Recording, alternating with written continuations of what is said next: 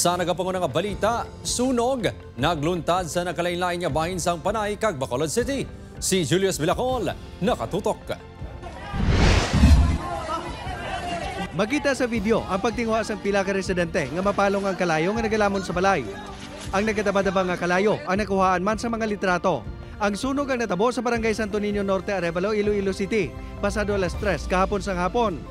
Sa sulod lang sa ginabuluban 10 minutos, 8 ka mga balay ang ginhalitan sang kalayo, 3 ang totally gutted, 5 naman ang partially damaged. Ang kalayo ang ginatudlo nagtuhaw sa balay ni Anthony, apang wala sang tawo sa ilabalay sa tiyon sang insidente. May nagasidya pa, pero kapunway na diya. Lumpag na siya, tapos may mga bombero na nagasulod na nagapaano sang tubig. Gintupok man sang kalayo ang balay sang isa ka anak ni Anthony, kag ang balay sang iyamanghod nga si Jovan. Ang mga balay ang halos nagatalalapik lang. Nag-asulan sa, tapos doon nagplayo na. Gamay pa lang, ginagaw na mo, hindi naging masalangan. Hasta nga nagdako, kaya hindi may kasulod, siradong balay, nakakandado. Naglabot sa 40,000 pesos ang halit nga gintugas ang sunog base sa assessment sang BFP Iloilo City. Ang gintunaan sini, padayon pa nga ginaimbestigaran.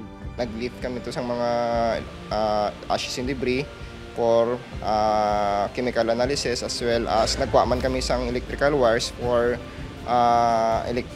para to determine whether may short circuit or any related sa electrical.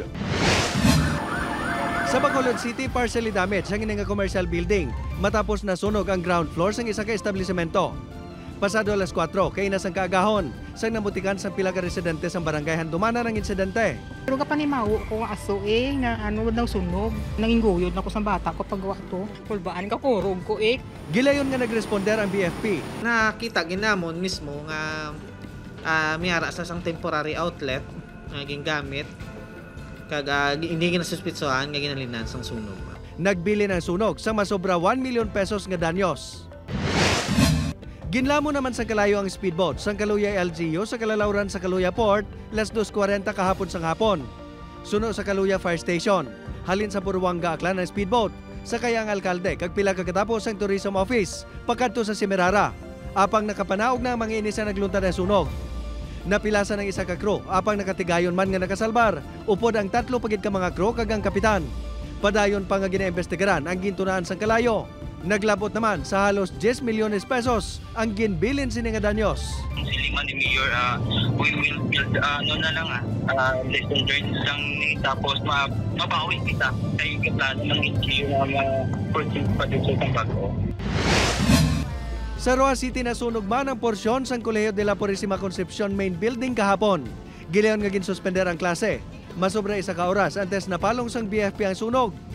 Padayon pa nga ginaimbestigaran ang gintunaan sa sunog.